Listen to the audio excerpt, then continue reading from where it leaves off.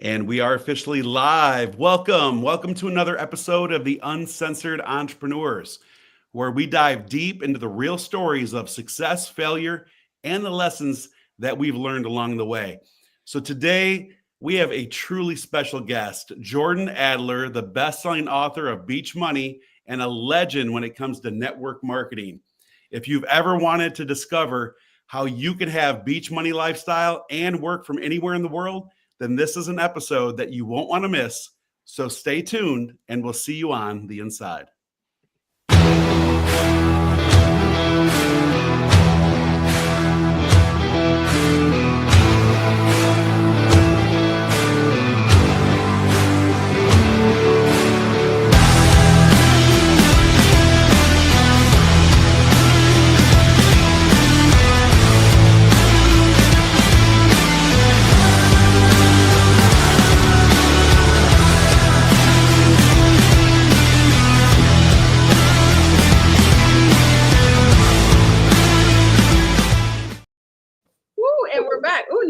Nice picture there, Robert. Right? I know. I didn't put it inside. That's what happens when we go live. Anything can happen. So I'm really excited today. Jordan's journey is one of resilience and transformation. And after struggling, we're going to hear a lot more about this, but after struggling for 10 years and failing in 11 different companies in which he never signed up a single person or made a dime. That's hopefully that's a correct statement. He finally was able to crack the code on the 12th opportunity. So now he's here to share exactly what shifted in his life and business, what he learned, and how you too can break through your own personal barriers and to create the life of your dreams. So without further ado, Jordan, welcome to the Uncensored Entrepreneurs. Robert, it's great to be here. Tina, nice to see you. Star, this is great. Thank you. Oh my God. You know, many people would have given up after, most people after that first dive into business, and they don't sign up a single person in like a month, right? They're like, I'm done. It's not working for me. We're not doing this. Network marketing sucks. But not Mr. Beach Money himself. He just kept going and persisted. So Jordan, what was your drive behind like the first fail, the second fail? Like, what were you? So I picked up a book at a garage sale when I was in my 20s that was called The 10 Napkin Presentations. It's been out of print for many years. It's been rewritten a bunch of times. Don Failla wrote it. Failla. It was 25 cents. I read the book and I was young. I was probably 19 years old. And when I read the book, it taught me about two concepts that I'd never heard before in any of my schooling. And one was leverage and the other was residual income. And they got my attention. And so I started, without any training at all, I just started looking for opportunities that paid residual income and had an opportunity to create leverage, leveraging time, leveraging money.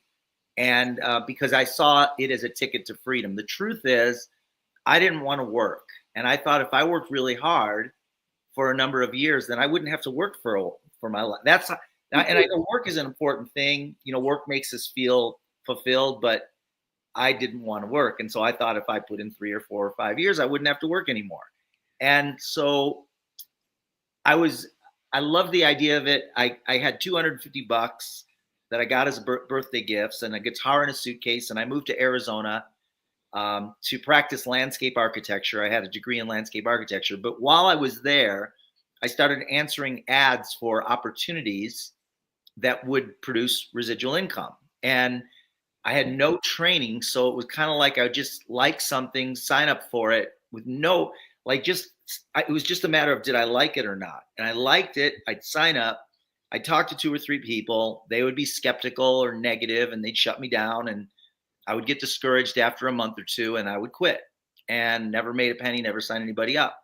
I'd go to a couple events. I started listening to audio, training audios. And back then it was on cassette tapes. So I was learning. There's a mountain in Phoenix called Squaw Peak. It's now called Piestewa Peak. And it's about a 30-minute hike to the top. It's a hike. It's a strenuous hike. And I would have my yellow Sony Walkman and cassette tapes and listen to training and started to train myself. I started reading books. And then I joined my second company, then my third company. They all have their story. I never made a penny in any one of them. I was growing and learning along the way. That was my university, but it was 10 years, 11 companies. I joined my 12th company, and I was prepared when I joined my 12th company. I was I was 34 years old, living in an enclosed garage. My rent was $200 a month. I had 2 roommates that lived in the house. I had a Jeep that I had owned for 3 years that had been broken down for 2 years. I couldn't afford to fix it. $36,000 in credit card debt on 22 credit cards.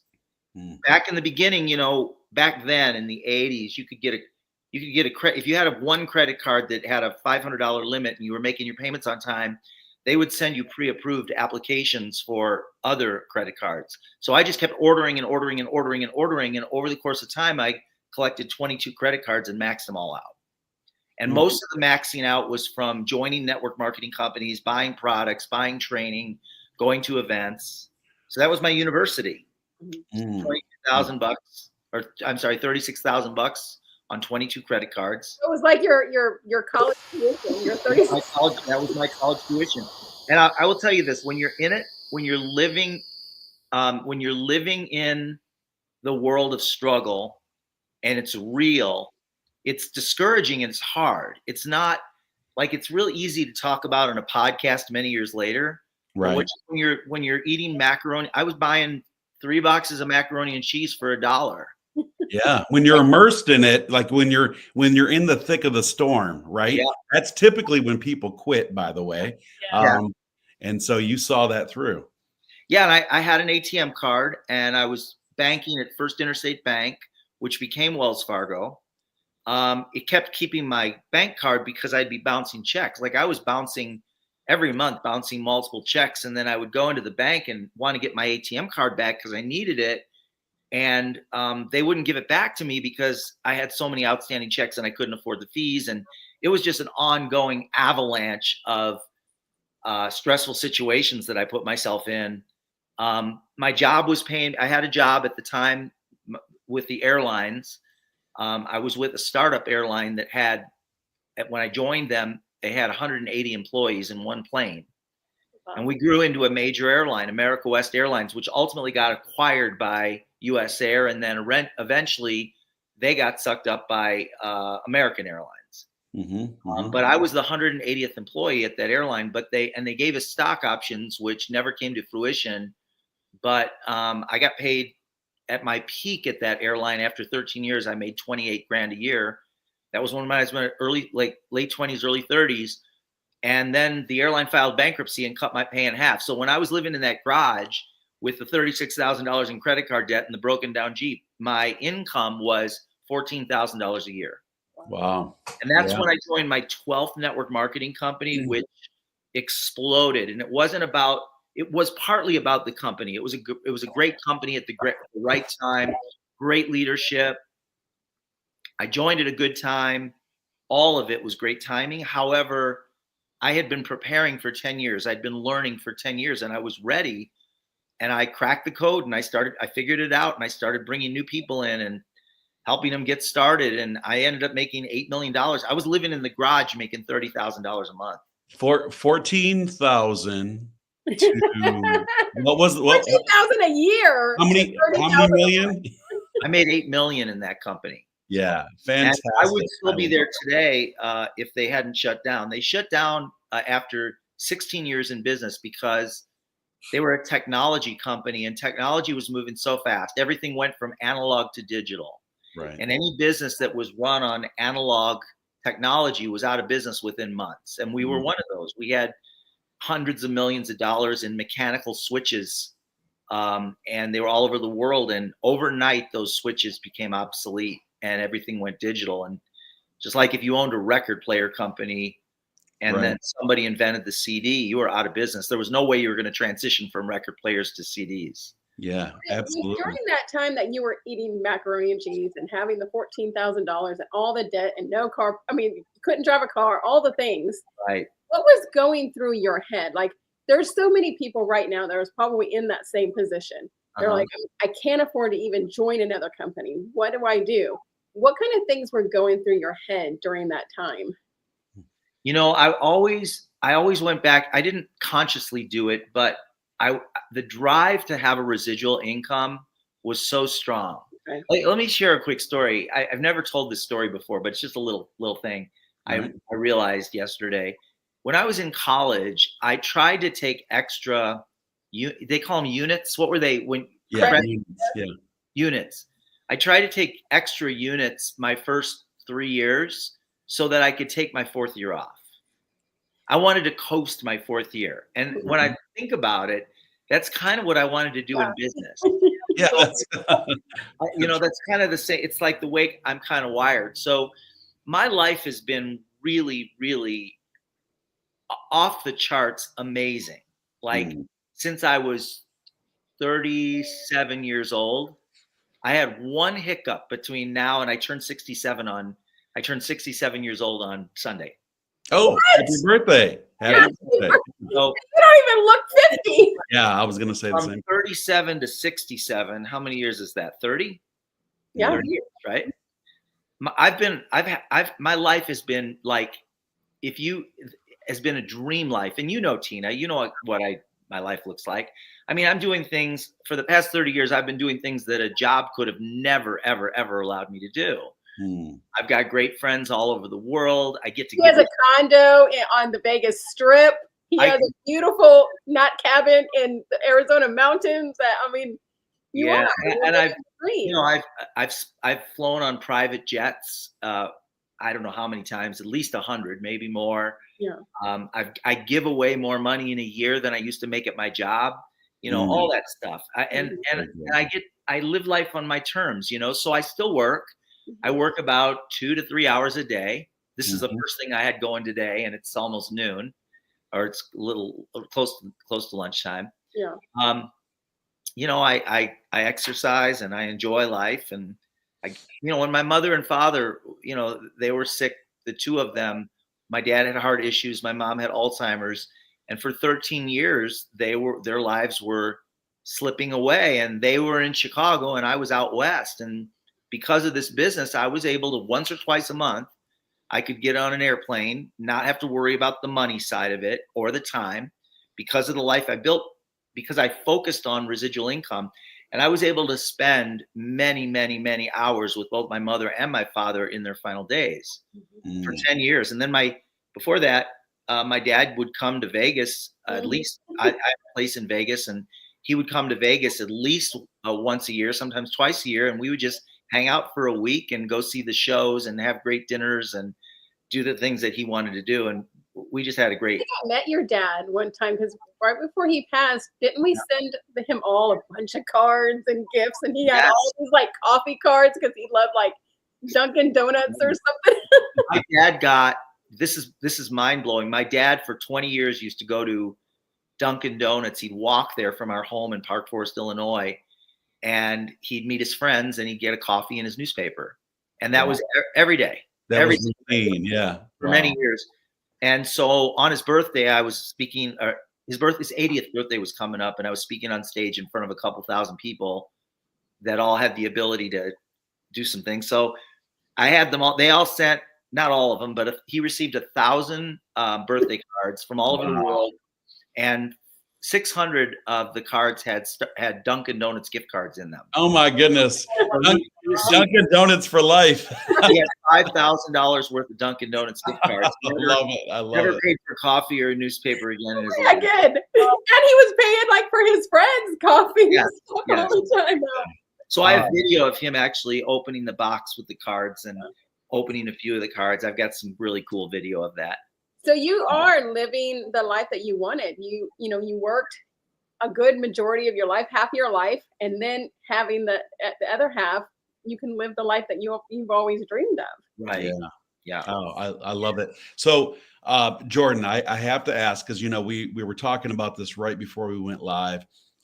We've been in some of the same circles. I've watched you on stage, and many years ago, when I started to make my own kind of shift into some new things, and in the network marketing space, my wife and I, we love travel, right? So that was one of the things that really pulled us in. We love the idea of freedom and working from our laptops on any beach. Mm-hmm. And so I purchased your book, the first edition originally, right? So here's your second edition. For those that are just kind of coming in or watch the replays later, we've got Jordan Adler, the author of Beach Money.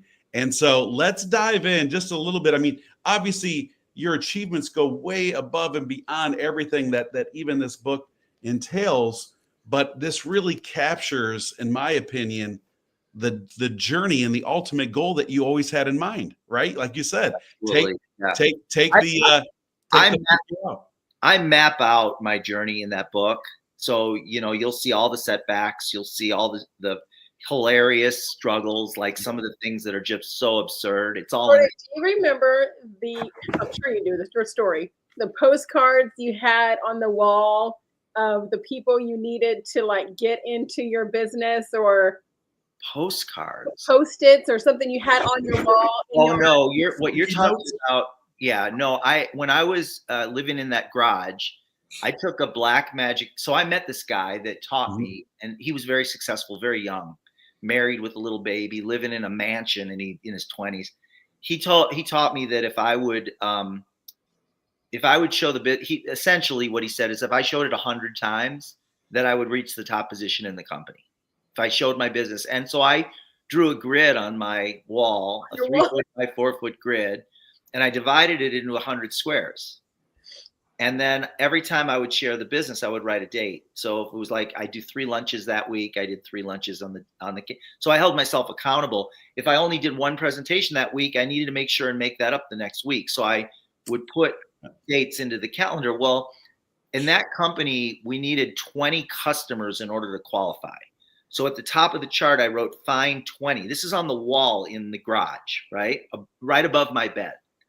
I wrote find 20. And the top position in the company was executive director, which in the initials is ED, executive director. So at the bottom of the chart, I wrote ED. And so I have find 20, ED for executive director. And then I also wrote up there, have fun. So now I've got all these little dates in the boxes, right? And I've got find 20, ED, have fun. And then I was single, and I'd meet a girl and like her. And so eventually she'd be back at the rental, and I'd be giving her a little tour of the house. She'd get to my room, the garage, and she saw this big grid over the bed that said, and she's like, got all these dates in it, which says find 20. Have fun. Who's Ed? Like who's Ed down here? A little misconception on the. Oh my goodness! I went out with that girl. She didn't want to come back after that. So that is hilarious. Well, I hadn't heard that. So there's a chapter specifically in the book, chapter 10, and it's something that again was transformational for me at that time. Still applies today, right? And with the people listening, but it talked a great deal about minor shift. And so, there's this cliche or this phrase that's constantly used. It's always easier said than done, right? When people say, oh, it's easier said than done. But in that book, you talked about, to have that shift, and no, it's easy to say, it's easy to do.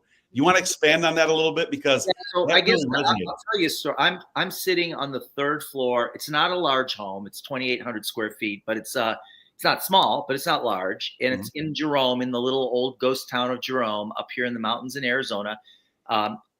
There's a door right here that leads to the deck on the 3rd floor, and it looks directly out over Sedona. So if you look that way, you'll see Sedona. And then on the other side of the mountain is Prescott, Arizona, and then I can see the peaks of Flagstaff. Well, I was getting ready to leave on a 2-week trip, and that door was open, and a hummingbird, while I was getting ready to leave for 2 weeks, a hummingbird flew in and flew right over to this picture window here behind me to my left. And he was like really fast, and I'm packing, downstairs, and he's over here, and I'm trying to get him to go. I left the door open, hoping that he would fly out the door, but he never did. And now I got to get going, and because I got to catch a flight, and he's wanting to fly out that window. And I knew that if I left, he'd be dead on the windowsill when I got back. So I needed to figure out a way, because he's too fast to catch. I couldn't catch him with a pitcher or anything. I might have been able to if I had a net or something, but anyway, took me 2 hours. He was pissed off at me, and I was pissed off at him. finally, he got so tired that I was able to get him to sit up on a little pitcher and take him over, and he flew away. So for those of you that are concerned, the hummingbird was Yeah. Poor hummingbird was alive. it made me think, that little hummingbird, in its effort to escape through that window, its struggle to escape through that window, he would have died. So one direction leads to death and represents struggle. The other direction, 10 feet away, leads to freedom and is effortless. And so it's a flip. It's a flip of a switch. The people that do well in sales and network marketing, and in some businesses, they all go through seemingly insurmountable struggles. Everybody does. But part of it is tapping into a shift in mindset that will allow you to effortlessly fly to freedom. Because once you start having success, it really is, once you figure it out and crack the code, as long as you stick with it, you'll be able to crack that code. And I'll tell you a couple other quick stories. But that hummingbird it didn't need a better flying coach. It didn't need to know how to fly. It knows how to fly fine. Yeah. It needed to shift its attention to it in a little bit different direction. And in network marketing, that doesn't mean finding a new company. That means focusing on the things that the successful people focus on. Oh, They're giving you everything if you'll just open your mind and accept it as the truth. This is what I need to do to build a business. Or stop reinventing the wheel, because so many people try to do that too. So I did. I got my helicopter license at the age of 57 years old. All right. And Okay. people in their 50s, 40s, they don't get their helicopter license. Typically, it's people in their 20s that get their helicopter license. So when I went in, it was a dream that I had. When I went in and told them that I wanted to do this, they were young guys in their 20s, and they kind of laughed. They snickered a little bit because I was like late 50s. And it took me 2 years. It was the hardest thing by far I ever learned to do. It was the biggest challenges I've ever experienced in my life in accomplishing a dream. But I made a decision that no matter how hard it was going to get, I wasn't going to quit. And so there were so many times that I almost would start to feel sick, but I wasn't sick. But I used that as an excuse to maybe not go in, but I knew that I had to keep going back. There were scary things you need to learn to do. Yes. Like, for example, I've got my flight review coming up at the end of March, and it's every 2 years. I've done it for years, and it's always fine, but everybody gets the butterflies. And, there's a part of you like, maybe the weather won't be good and I won't, because it's like you're scared. There's certain things you have to do. Like, I'm going to have to get up there with an instructor and do some things. So anyway, it's complicated. There's a lot to learn. You have to dial into the skills. You have to pass all the written tests. There's volumes of things to learn. And that's just one thing. That's just learning to fly a helicopter. But unless you keep going back and doing it, you can't learn it in a classroom. You have to go back and do it over and over and over and over and over again for months and years. You won't be able to live that dream. So it's the same thing in network marketing. You have to do the business long enough. And it won't take you 10 years. It won't take you 10 years. The training is way better today. Back then, there were 3 books written on network marketing. Today, there's probably thousands of books. Yes, absolutely. All the information's at your fingertips. But I love what you said. No matter how much we immerse ourselves in education, or we're learning a skill set, or anything, just a natural ability even, it's just a slight shift. It's that hummingbird that constantly is pounding against the glass. How often do you hear, I work really, really hard. I'm working really hard. I just can't experience the breakthrough, when really they are the hummingbird, right? It's like working hard. All they had to do was shift over a couple more feet and they fly off to freedom. And I love that analogy so much. So yeah, I appreciate that. What you talk also a great deal about 3 major steps that you take, right? To really break things down. You talk about 3 easy steps. What do you want to do? We hear that often. The number 2 was what activities will I take? But 3, the third step is something you do not hear often, and I love to hear your live take on this. And that is, you talked about releasing and letting go, letting the universe provide the resources. And I think Man, Jordan, I think that is huge. Being someone that's very connected with life, energy, my faith, and everything else. So often in business, we forget to just release and let go. And so, how's that applied in your success?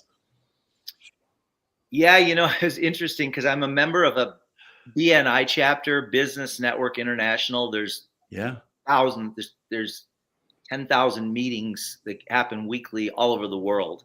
And I've been a member for 18 years, and it's an opportunity for me to network and meet people, new people every week, and a lot of the same people, and we refer business to each other and all that kind of stuff. Well, I go from the mountains here in Arizona or Las Vegas to Phoenix. I fly to Phoenix every single week for my meeting from Vegas, or I drive from here. So it's a long journey for me to go there and back. It's worth it for me, but it's a long journey.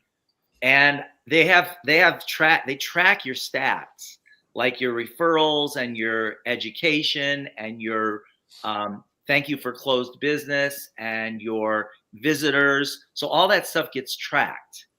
And for 5 weeks in a row, I hit the top rank in and it means nothing. Like you don't get anything other than the accolades of having your name up on the screen. Right. But 5 weeks in a row, I hit all my numbers. And then I decided I'm going to start tracking. So I was like making sure for the 2 weeks after that, I was making sure all my numbers were on and putting in like I was consciously doing it. And 2 weeks in a row, I didn't hit my numbers. Mm. And then it was like when I wasn't thinking about it and I was just doing the work, doing the good work. That's all you need to do consistently. And it really is. It's like when you're struggling, that struggle actually constricts the blood flow of your business. Yeah. Right. So you don't operate in a productive way when you're in the state of struggle. So almost that desperation, like people see your desperation, so they don't want to do business with you. Right. Yeah. So it's so funny because I let go of it. It's like I just decided, you know what, I'm just going to do the work. And if I hit the numbers, I hit the numbers. And that's how it is in my business as well. Goals. I love dreams. Dreams are inspiring, right? So I think you should write down some of your dreams and like have 3 dreams, even if they're a little bit of a stretch. 3 dreams every year that you write down or you cut out of magazines or whatever that you look at all the time, whether you believe you can do it or not. Have 3 dreams for the year, every year, 3 dreams, and then release on how you're going to do it. And then focus on the how. Then just go do the work. Oh, I love that. And when you really peel back the layers, sometimes it's really simplistic in the fact that, in order to have more numbers or more invites in the BNI example, it means more relationships and meeting more people. So by releasing, you're doing the thing that's probably the fun part of what we do. It's right. I just need to talk to more people, say hello to more people, have more lunches with individuals. Like it's that basic. And we really do try to overcomplicate things. I have 2 sides of my business, Star. I know you're shaking your head because, when your business really starts to grow, you start really governing the metrics. And when you get so immersed in that tunnel vision into those metrics, you start to actually see the business slip a little bit. And then when you look at the patterns, you go, wow, my greatest month was when I was on vacation talking to a lot of people and introducing a lot of people to something, Yeah, so successful business is not transactional, it's relational. It is. Yes, relationships. And as soon as you start getting too transactional in your business, especially in today's world, because of social media and AI, people are getting just bombarded with marketing messages, thousands a day. In fact, when I was a kid, we would get maybe between advertising, like on television, radio, newspaper, billboards, we get probably 500 marketing messages a day. Today, we're getting tens of thousands a day. Everybody, people are numb to it.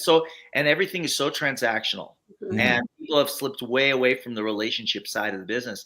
When you focus on the relationship side of the business, and transactions are important, but they have to be on the radar, but they can't be the main thing. Mm. Like people that come to me and say, what do I need to do to sell more of XYZ? Or what do I need to do to get my people to, that's transactional. It's like, they're wanting me to give them something that they can say or do to be more successful, where it's really more about tapping into the connection that you have with other people. Building that like trust factor. People think that they can just post on social media 100 times. Well, I'm marketing myself, but that person doesn't really know you. They don't understand who you are, what you're about. When you have those connections, that's why people have coffee chats and meet with people. Then there's that trust factor there. Well, if I don't need your services or products, at least I know I can refer someone over to you. Back in the day, there was 7. Remember, we used to show people there were 7 to 12 touches before you were able to get that sale, and now it's like 27 to like 39 or something like that touches. I'm like, oh wow, that's a lot. But a lot of people gave up during the 7 to 12 touches. They're not even trying to. You know, the sad thing, Tina, is that people are actually tracking that, which means they're already failing. Because if they made it organic and they like, really, I have them as 11. Just have more conversations. And Jordan, you were going to say something just then. I didn't mean to. No, go ahead. Go ahead. So what I was going to say, it just kind of perfect segue. I'm all about personal branding. I talk about personal branding daily. It's what I speak on. It's what I write on. It's something I absolutely am passionate about. And so I know that I've seen a great deal of a shift. You're talking about relationship building, not making it transactional. Star, you talked about know, like, and trust. So let's throw that out there. What do you have to say about today's market and how powerful and important personal branding is? Because, back in the day, no one was, branding themselves when it came to network marketing, right? Yeah. I work for such and such. Right. So is your question about just expand on? I've heard you talk quite a lot about personal branding as well, and branding. Tell us a little bit more about how you think that is instrumental in today's world. Okay, I'm going to go because I usually do this. I usually tell stories. All right, I love it. Yeah. So I'm going to use the Pumpkin Man. When I was in Phoenix, living in Phoenix many years ago, there was a guy that was a realtor that used to wear all orange. Every time you'd see him, he was wearing orange. Everyone in Phoenix knew who this guy was. And what he would do is he would rent a flatbed and pile it up with pumpkins.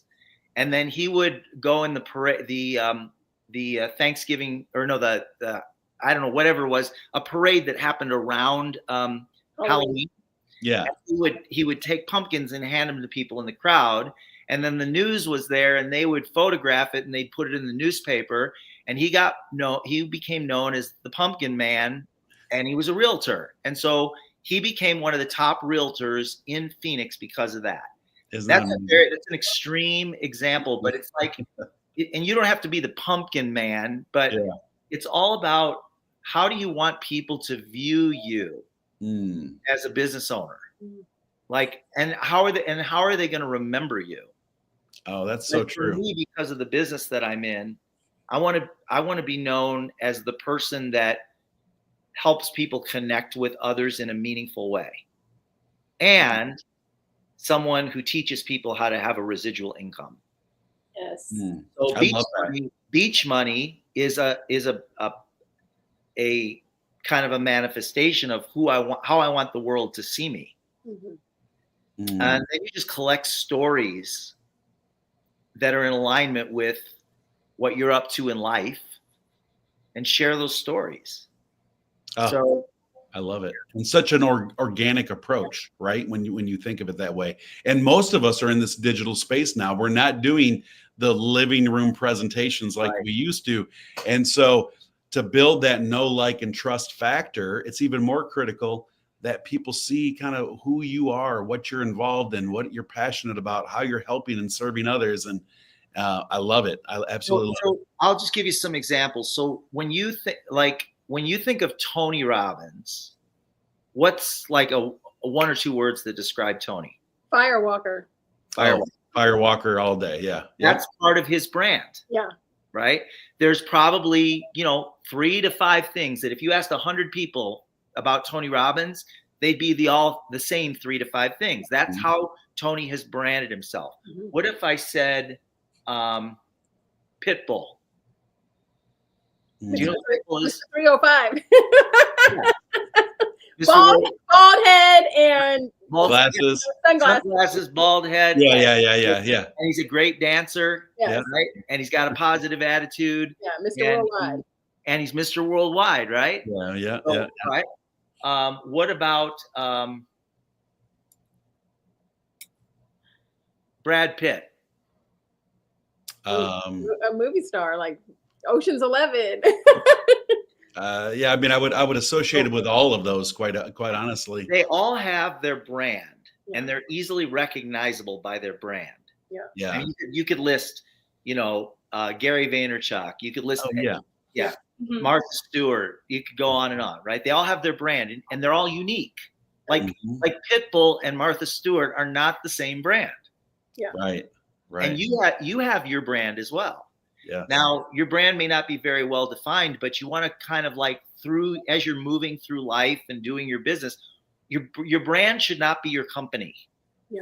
Yes. Your brand should be you. Absolutely. And if you're using ChatGPT, if some of you are, you could go on there right now and say, based on what you know about me, what would you say my personal brand is?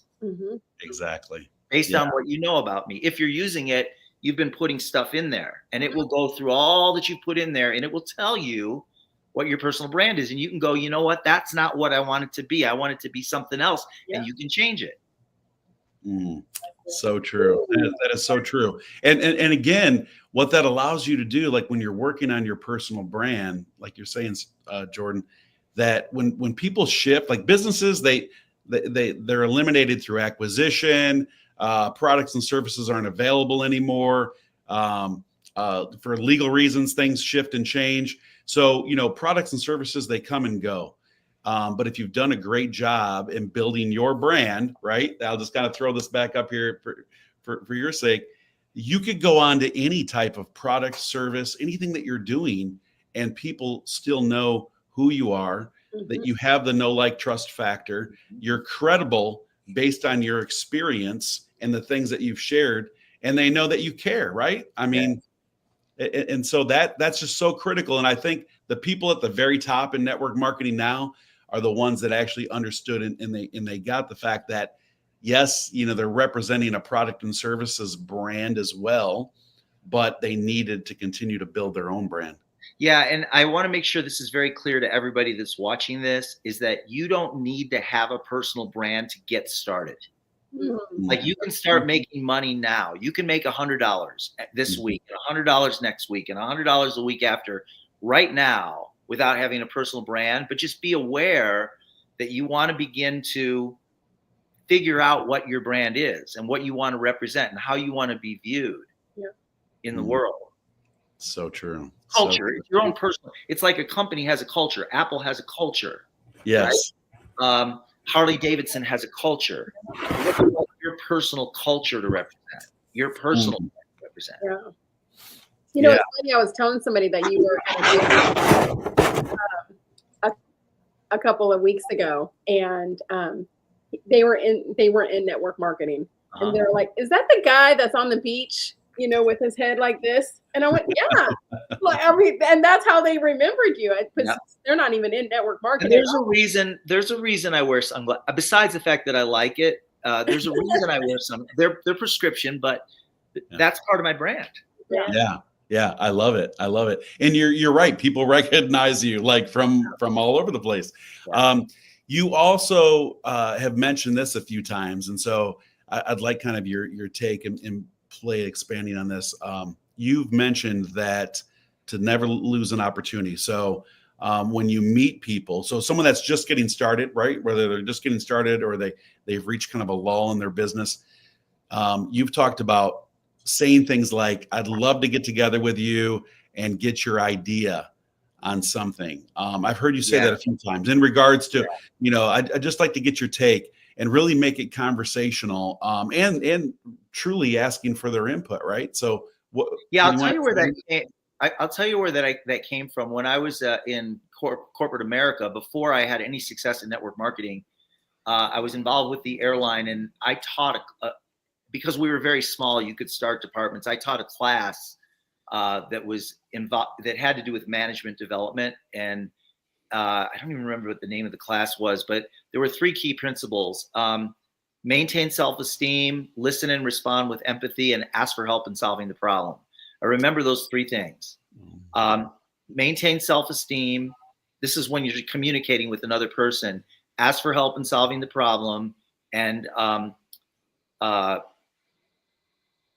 listen and respond with empathy, and then ask for help in solving the problem. Okay, and when I think about it, like it's all about personal connection. So no matter what somebody's lease on life is, when you stop and say, tell me what you think about this. In fact, if you listen to the most successful business leaders, they spend a lot of time asking people, what do you think?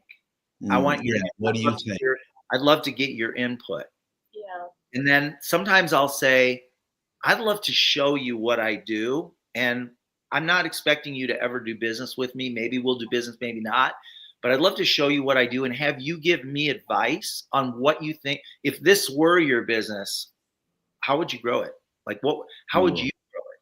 Like what ideas do you have that maybe I'm missing? I love that. It's essentially asking for help in solving the problem. It's that third one on those 3 key principles. And I do that a lot. I ask people a lot for their opinion. I want to hear what other people think, and how they perceive it, and whether they have any ideas. Yeah, I love that. I love that.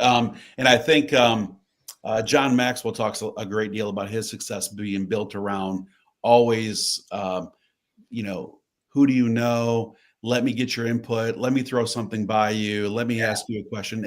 And so I think it's really important to always surround yourself with those thought leaders that have already been where you want to go, and to ask them those questions. Like there's so much value and wisdom in that. And it's a great way to build relationships with people that have more success than you. Yes. Yes, absolutely. It's just asking for their help. Asking for their help. What's that, Tina? You're not trying to get them into your business. I mean, you are on the back end, but you're just asking their opinion, and they might tell you something that you're like, oh, I never thought about it that way. Yeah. Sometimes it's just, it builds a much deeper relationship with people. It does. And you learn things along the way. I mean, the greatest buy-in is to ask someone what their advice is. I mean, so I'm looking, I would like to know what your advice is on this product, service, or thing that I'm working on. There's probably no better value than that. I tell you what, we could probably talk for hours because there's so much value in what you bring. And you've been in the industry, just business in general. I know we talk a great deal about network marketing, but everything that you bring to the table, Jordan. So, for those that have never read your book, Beach Money, I say, even if you're not in network marketing and you just have your own brick and mortar business, or you're looking to expand into thought leadership and some other things, like read this book, because there's some principles there that, in my opinion, like you break down the complex and you make it just simplistic and very like relationship driven, right? I believe in simplicity. And also I want to make sure everyone knows there's 2 books. There's Beach Money, which is the original, but then I have a second book called Better Than Beach Money. Yeah. Gotcha. I haven't read it yet. So shame on me. Yeah, they look similar, but they're different books. Okay. And then also they're both on Audible. Oh, good. Okay. So, I want to make sure everybody knew about that. Yeah. Excellent. And I have one last question. So those people that are out here listening that are struggling in network marketing, or struggling to build a business, or in that space where you were 30 years ago, they have credit card debt. They're trying. They have a full-time job. They have a family. They're trying to just make it. Yeah. What kind of advice would you give to them? My advice would be, don't quit on a bad day. Ooh. Everybody quits on a bad day, and usually when you're in breakdown, this came from Tony Robbins. When you're in breakdown, it means you're getting ready to have a breakthrough. Yes. Mhm. Oh, well, I mean, you're a living example of that, Jordan. Yeah. 11 businesses, and the 12th business brought you from poverty to being a multimillionaire. So, I mean, when you think about that perspective, you could have quit in the 11th hour, but you kept pushing through. Yeah, and we're human. Our emotions go up and down, sometimes day to day. Sometimes we have high emotions and low emotions multiple times in one day. Yeah. There are many days that you're not going to feel like working your business, but the people that make it work their business even when they're not feeling it. It's not about how you're feeling, whether you work or not. It's about what you're committed to. Make your decisions to build your business based on what your commitment is, not based on how you're feeling. And that would be the advice I would give somebody that is struggling. Wow. Jordan, I noticed that a lot of network marketers are struggling right now. Some of these companies have changed to affiliate marketing, or they've shut down. So a lot of people feel defeated. But one thing you mentioned about that 12th company that you got with is that you got in the right place at the right time, and you noticed that they had strong leadership. What advice do you have for our audience to make a decision, because maybe they've been hopping around to different companies to finalize the company that they should? Because you said one thing, right? Whatever company you choose can work, but they're just stuck on choosing that company. Yeah, so you have to ask yourself if there's a few things. That's a longer answer, right? There's a lot to unpack there. First of all, if at any point in your life you are in alignment with what your company, the company you represent, in alignment with what their values and the product and all those kinds of things. If you were in alignment, but then one thing happened that pissed you off or caused you to get discouraged or whatever, that's not a reason to leave the company and go find another company. What most people do is they'll go, if they go back, they'll go company to company to company to company, and they're looking for the right company for them. And that's not the answer. Because at one point when you joined the company, it was the right company for you. The answer is to walk through the fire. And that means to get with the people you need to get with. You need to be the cause. Like, I started looking at it this way.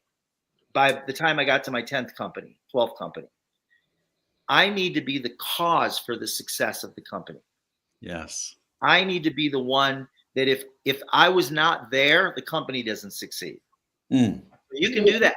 I was not the epitome, or I was not the great representation for somebody who's going to build a successful network marketing business. I was in so many companies, but I started realizing that if I build a big network of people, that's going to help the company grow. That is going to be the growth of the company. Today, 97% of our company is my organization. Wow. And in my last company, it was a percentage of the company. Yeah. But if your company is making changes, you want to really get to understand and see if there's still a fit for you. And if not, then sometimes you do have to make a move. But just be careful, because sometimes we trick ourselves into thinking that it's not the right company anymore. And really it is. It's just you need to, get on the other side of your struggle. Yeah. And embrace change. I mean, because I think I met you 17 or 18 years ago, and the company that we were in had so many changes, and so quickly, because social media and all this. It's going to happen faster, faster, because it's going to continue to happen. Yeah. I remember so many people were like, no, I don't want change, and I'm like, no, this is good. Yeah. Yeah, we're a better company today than we were back then, but without change, it wouldn't be that way. Yeah. So true. Just continue to build and cultivate those relationships. Yes. I think is, and remember, your network goes with you. Your network is you've heard your network is your net worth. Your network is your security. Your security is not found in your company. It's not found in your compensation plan. It's not found in your product. It's found in your relationships and connections with other people. Yeah. Wow. So true. So true. Thank you so much, Jordan. Today has been a wealth of knowledge. And now I know I need to go buy another book. Right? And I will. By the time that you and I talk next, I'll have gone through that. Actually, but Tina, again, if you get cards from me, right, Tina? Oh yeah. Okay. In fact, I just got my first one in a long time ago. I don't know how you got my new address. I must have it, but Right. If you get me everyone's address, I will. I will mail my new book to all three of you. oh, Oh, thank he's you. such a nice guy. Thank you. And I will pay that forward. So thank you so much, Jordan. Really quickly, so I have 3 boys. 2 of my younger kids, they're now 25 and 26. Jordan literally mentored them for years, and they brought him on stage and had him, do things for him. And one of the things that they remember is that you showed them this Titanic watch that you had, like the stuff from Titanic, and they were like, "One day, Mom, I'm gonna get a watch," and it was like $50,000 or whatever it was. And they were like, "Mom, one day, I still have that watch. You still have it?" Oh, that's awesome. Yeah, that is awesome. I remember. Tell them I said hello. I will. It's just the little things like that you build relationships with, that so many people down the road that you may not even know you have helped throughout the years. You have helped. Yeah. And those relationships are definitely key. Absolutely. Well, thank you again, Jordan. We're going to have you on definitely in the future, plus many other opportunities for other collaborative podcasts that we're involved in, and some great things coming up. But you bring a great deal of value to so many, whether you're brand new in business or those that have been in business for a while, like ourselves. And so I definitely will take this with me today. For those that would like to connect more with Jordan, obviously you can find him all across social media and just by even Googling his name, but find a little bit more about Jordan and follow him on Instagram at Beach Money Jordan. You can find him there. And again, we appreciate it. We look forward to talking with you soon. And we'll see you all next week on another episode of the Uncensored Entrepreneurs, 1 p.m. Eastern Standard Time, Thursday. Bye, guys. Hi, everybody. Thank you. Thanks, Star. Thanks, Robert. Jordan. Thanks, Tina.